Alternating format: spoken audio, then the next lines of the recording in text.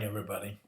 I'm going to continue on my series on Psalm 9, Part 3, and I'll call this When He Makes Inquisition for Blood.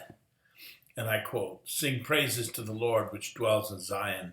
Declare among the people His doings. When He makes inquisition for blood, He remembers them. He forgets not the cry of the humble." Psalm 9, 11 through 12. The message of Psalm 9 is the coming of the Lord. He comes to deliver Israel from the enemies who besiege her in the last days. He comes to judge the world in righteousness. He comes to put an end to the wanton destruction of the enemy. Here we see another of the reasons the Lord comes again. He comes as a judge to make inquisition for blood. We like to think that we progress beyond the brutality of past ages, but really we live in a very bloody age. In fact, even in America and the West, oceans of innocent blood have been and are being shed every day.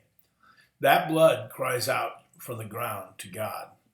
Consider that America has recently passed a grisly landmark, our 50 millionth abortion.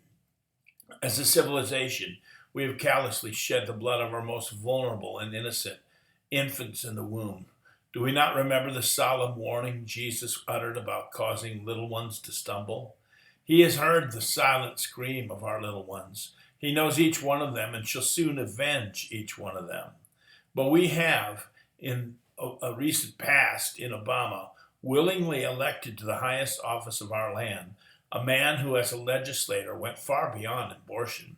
He vigorously resisted a move to enact a law requiring medical services should an infant survive abortion.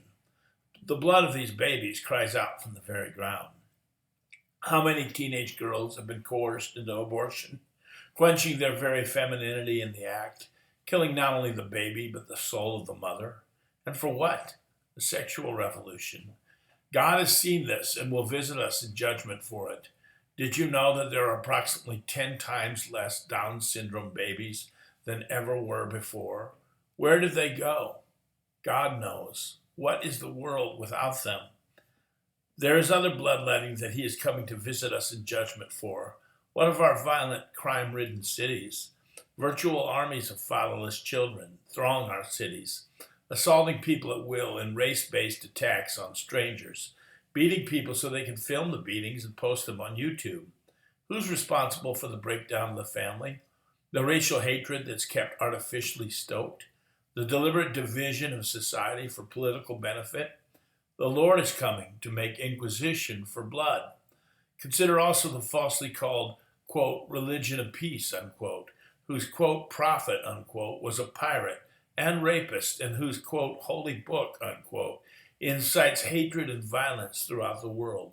For 14 centuries, this religion has inflicted violence, murder, war, and slavery upon the world. Rivers of blood have stained the earth in the name of this pagan religion. The Muslims harbor a particular hatred for Israel. Ezekiel calls it the perpetual hatred, and I quote, "Because you have had a perpetual hatred and have shed the blood of the children of Israel by the force of the sword in the time of their calamity, in the time that their iniquity had an end. Therefore, as I live, saith the Lord God, I will prepare thee unto blood, and blood shall pursue thee, since thou hast not hated blood, even blood shall pursue thee." Ezekiel 35, 5-6. On the October 23, 2000 cover of Time magazine, a photo featured a young Arab leaning out an upper-story window, waving blood-soaked hands to a cheering and baying crowd of Muslims below. The story explained that 2 Russian Jewish reservists had taken a wrong turn and ended up in a Muslim neighborhood in Ramallah. A baying crowd hounded them down and murdered them with their bare hands. Now God has seen that. Recently, members of a family called the Fogels, who lived in the so-called West Bank, which is actually Judea, including an infant. They lived in Judea. They were slaughtered in their sleep by 2 Muslim terrorists. When the news of this cowardly slaughter surfaced, Muslims in Gaza and the West Bank passed out candies in the street in celebration. The bloodletting of the Nazis and the centuries-long communist revolution has been noted by God. It isn't only Jews who have been or are being slaughtered by Muslims, Nazis, and communists, But there is a particular vehemence in the hatred for the seed of Abraham in these bloody movements. This is God hatred at work. The Lord is coming to make inquisition for blood. He's going to regard the blood that has been shed as innocent blood, as the prophet Joel, in the chapter that reads as though we are making today's newspaper, states assuredly in the name of the Lord. Judah will be inhabited forever, Jerusalem through all generations. Shall I leave their innocent blood unavenged? No, I will not. Joel 3:20-21.